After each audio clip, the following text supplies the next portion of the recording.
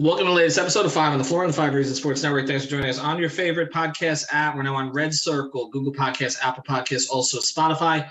And you can find us on the Five Reasons YouTube channel. Typically, we stream after games. Didn't do that today because of the championship games going on. So we'll get back to that on Tuesday when the Heat are in Cleveland. Also, check out the great sponsors of the Five Reasons Sports Network. If you listen to this, you still got time to get in on Prize Picks because we're going to post this pretty quickly when we finish it. Make sure you get in before the AFC Championship game today. Use the code 5, F-I-V-E. Get your initial deposit matched up to $100 at prizepicks.com. Also, for all your betting needs, use the code 5RSN. That's the number 5RSN at betteredge.com. That's B-E-T-T-O-R edge.com. That's legal, just like Prize Picks. It's legal in the state of Florida. Again, no offshore stuff, none of that. You get the line that you want because you are betting against others that are using it instead of betting against the book. BetterEdge.com, use the code 5RSN. Prize Picks, use the code 5. And now today's abbreviated episode. All right, welcome back to Five on the Floor. Here's today's floor plan. I got Brady Hawk. You can follow him at BradyHawk305. I've got Alex Toledo. You can follow him at Tropical Blanket. A lot of people did not even realize the Miami Heat were playing today, including the Miami Heat. They lose to the Charlotte Hornets. They give up, what was it, 120 at the end? 120, 121? I lost track. 122. 122, even better. Third quarter, they get off to a quick start, 10-1, seem to take control of this game, and then just completely relax. We'll focus some on this game, which is now one of the worst losses of the year. We had a list of these earlier. This one is right up there, and right up there in part because it seemed like this team turned the corner, and we should know that that's the time you bet against them. But additionally, we're going to talk about some of the players who played well against the Heat today because, yeah, they need reinforcements. And it seemed like an audition games for a couple of guys on the Charlotte Hornets. Let's do a quick synopsis. If I was just to say to you in a minute or less, Brady, what went wrong today? What went wrong today? Down the Biscayne. Yikes. 5 on the floor, ride for my dogs. Where here's the thing, you can check the score. Hustle hard, couple scars, wearing bubble frogs. Just like Butler said, you in trouble, y'all. Kept the floor playing, got it all banned. Y'all seen the block, stop with one hand. And Pat we trust, it's power have the guts. We're here to bring the heat, y'all can hang it up. Welcome to Five on the Floor, a daily insider show on the Miami Heat and the NBA, featuring Ethan Skolnick, Greg Sylvander, and Alex Toledo, plus others from the Five Reasons Sports Network. Yeah, that's not an easy answer, but I'll just basically say I think that was probably the worst defensive game of the season for the Heat. And we talked so much about every game is the same thing. Like this team is basically every game they've lost has been the same story. It's been they don't shoot well from three, which happens again in this game. What did they shoot? Actually 32%, which is actually good for their standards. But the defense was just horrible. It's usually the other way around. Usually they're just in the mud games where they just can't score. But this was a weird thing because this wasn't schematic based either. Like they got 122 put up on them by the Hornets, but it was like no effort. And as much as we sit here all the time and we praise specifically Bam, and I'm not putting this all on Bam specifically, but he anchors this defense, and he didn't really seem to just have it going from start to finish in this game. Like he had a really good start, and he had a quick 11. After that, it kind of fell off. Like he wasn't looking for a shot. Like he was a little bit off ball. He wasn't like available on the roll. And the defensive stuff, like there were just too many pockets of this game. And I know, Ethan, you mentioned it because of the Prize Picks thing, and I was also watching for this reason. The rebounding situation, like he was not even able to kind of be in the mix for rebounds. Like he just didn't seem to have that energy, which is weird because he was playing in his hometown. And then there's the play on a jump ball in the middle of the court. Plumlee ends up getting with like 7 seconds on the shot clock. He drives by Bam to get the lay in, and that pretty much iced the game. Like if that's happening late in the game, when you're supposed to kind of have maximum effort, and Plumlee is driving by one of the best defenders in the league, that's just that summed up the game perfectly in my opinion. So the offense, they put up 117, which is good for their standards. But they have this inconsistency factor that just continually strikes. They have these moments where it looks good. They have the other moments where it looks bad. And they actually had Jimmy engaged, which is wild. They had a Jimmy game where he was like laughing, trolling around, just walking into 28 points, and they still weren't able to consistently do things on either end. Alex, Ed? I mean, look, this is one of those games, classic Heat games, like you said, maybe not the worst or even top, bottom three worst loss of the season, based on some of the other ones we've seen. But it's up there really just because this was a game they should have had. And it's not necessarily about who's on the floor for the Hornets because they had most of their guys except like Kelly Oubre.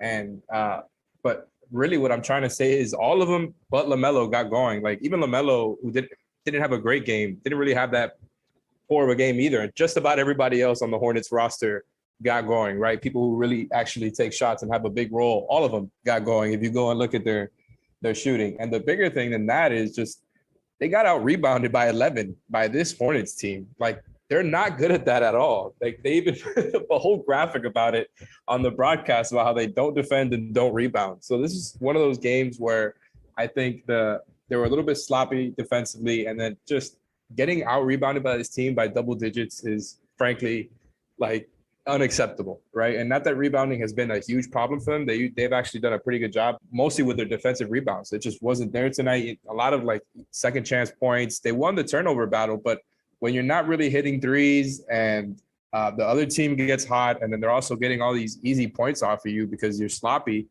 and just giving stuff up in the paint that they usually don't. Like the Hornets went 21 of 24 at the rim. And meanwhile, on the other side, the Heat took twice as many mid-range shots as the Hornets. So it's just one of those weird games where it felt like their effort wasn't completely there. But I don't know. It's just hard to blame it on one thing. But the rebounding part was definitely the one that stood out to me. All right. So there's going to be an overreaction to this naturally, because that's what Heat fans are going to do. Although I did not see the engagement on Twitter today. So I think people were more focused on the football for obvious reasons. And the overreactions are going to be about the rebounding, and they're going to be about the defense. And I don't really think that's – I don't think those are the conclusions that we should draw as long-term conclusions. I think this is This is a short-term conclusion day in terms of, again, an afternoon game. And I come back to one thing with this team that is frustrating. They think they're better than they are. I keep coming back to this with some of these losses this season. If you start to look at the Spurs game, the Pistons game, I mean, how many of these games, and again, now tonight, it's just they're not good enough to relax. And I don't know, after they've had a stretch of defense the way they've played it, and, again, 4 games holding teams to 96 or under in the last, few weeks and everything that they've done, I don't understand why, again, they think they can just kind of show up against the team. I mean, some of these teams, and here's the reality, most of these teams have better shooters than they do. So if they're going to relax, some of those shooters are going to get off. And this was a game where, I thought actually Strus played pretty well for them. I didn't think Gabe was particularly good today. I didn't think Caleb was particularly impactful today. Those guys all were in the most recent game. But you're right about Bam. It's like they fed him offensively early, but he wasn't doing some of the other things that he typically does. And, and Kyle, here's the thing. At one point in the game, he might have actually finished with the best plus minus on the team. Okay. But he missed his first 5. And, and then I see him on the break and he's able to finish using his body. And I'm like, okay, why not more of that? Like there was a sequence where he actually started to get going a little bit in the second half in transition. Well, that's what he has to do now because he's clearly not comfortable in this off ball role in the half court. Sometimes he's just sort of standing in the corner. He's almost an afterthought at this point, okay, with behind Depot and Jimmy. And I'm like, okay, then Kyle, find some other ways to get involved. He did. Then he has a late 3 that was an opportunity. He pulled it short, as he's typically done so many times. And so, again, they don't have enough shooting to overcome being lackadaisical in any way for any stretch of the game defensively. And to me, that's their takeaway on this. Now, after we introduce a couple of sponsors, I want to talk about a couple of the Hornets players, but I also want to talk about whether or not this changes anything as we approach the trade deadline, because I have a question related to that. We do want to mention a couple of our sponsors. Always sponsor our post games, though. Lynette, insurancebyLynette.com. Go there. Again, that's 2 N's and 2 T's. She's at Aggressive Insurance. She's a huge friend of the program. You see her on the streams all the time commenting. She knows more about the Heat than all of us combined. So just check out, again, insurancebyLynette.com. Again, and mention 5 reasons. She'll take care of you anyway, but she can get you driver's insurance for sure, even if you have a terrible driving record. So go to her, insurancebylynette.com. We always also mention odmpsi.com. We're going to be doing an event soon with ODM Performance Solutions. They can get you anything from C-level suite management for your company, if you have a company, or maybe you're friends of the boss and want to become better friends of the boss, or it can get you call centers, anything you need for your business. This is the consulting company that's rising in South Florida, from Pembroke Pines down to Miami, odmpsi.com. All right, well, the performance solution of the game today might have been to do something about PJ Washington. So I will ask you, because Rozier hurt them for sure, especially the 2 buzzer beaters. At one point, they were down, 5 entering the 4th, and he'd had 2 buzzer beaters, which were basically the difference. It sort of gave them life going out of the second quarter and third quarter. But PJ Washington is the one that consistently hurt them in the third, and he's been awful lately. Like his last 2 weeks, we talked about this on the pregame show. What went wrong against PJ Washington? I'll ask you that question, Brady. And then, Alex, I'll ask you, was he any more attractive to you as a trade target after today? Yeah, I'd say what went wrong is we always talk about Miami's defensive game plan. It's like basically to force those in-between shots. And that's basically what killed them. The Hornets were just hitting those shots. But that was one of the things that PJ Washington was really good at. Those little push shot floaters he was hitting was just absolutely killing them. He used his size, and when he could kind of shoots over the top of them, it was kind of just hurting them in that way. And then you added the fact that he's stretching the floor in that way for different spots. He had that corner 3. He can obviously hit from above the break. 3 of 7 from 3 in this game. He just looked really good in this game. And it's funny how PJ Washington, Terry Rozier, the 2 guys that we always talk kind of throw in the mix, just absolutely killed them. They both were 11 of 19 from the field.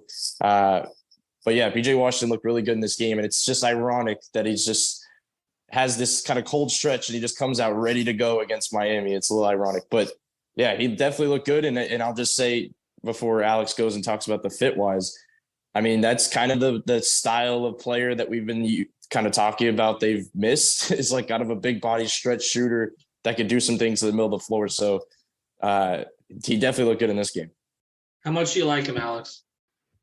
Fairly enough, and this game didn't necessarily change my perspective of him that much. I think he got a lot of easy shots, and I'm not trying to reduce what he did because he had a very good game, and him and Rozier just went crazy in the third quarter specifically. I think they each had like between 12 and 15 in the third quarter alone. Like Brady said, they both finished with 11 of 19, and I just think PJ is the type of build that has been talked about, right? Trading for, especially when you factor in his age. I believe he played with Tyler in college. And then on top of that, he has a game like that tonight, but really everybody went off. Like I was talking about before, Hayward had me thinking about if he should be a Heat trade target with the way that he was cooking them up. Obviously the injury stuff is a different conversation with him. Like Plumlee had a great game. He would obviously be a luxury as a backup 5. Rozier is a really streaky shooter, but when he gets going, he looks really, really good. And just the shooting aspect of it is kind of, just stuff that you can look at tonight's game where guys like them go off and it's like, yeah, those are some guys the Heat should go for. So I get it. And honestly, all of them are a little bit interesting to me. It's one of those things where like I may have said on a trade stream before that like maybe you don't trade a first for PJ alone, but if you're doing like a multiple pieces for multiple guys type of trade, maybe that's, the Hornets are a little bit interesting there because PJ has been thrown in rumors before. And then you have a bunch of kind of vets that we just mentioned there who have done it before for other teams in the past that have gone into the playoffs. There's very like carved out roles for them.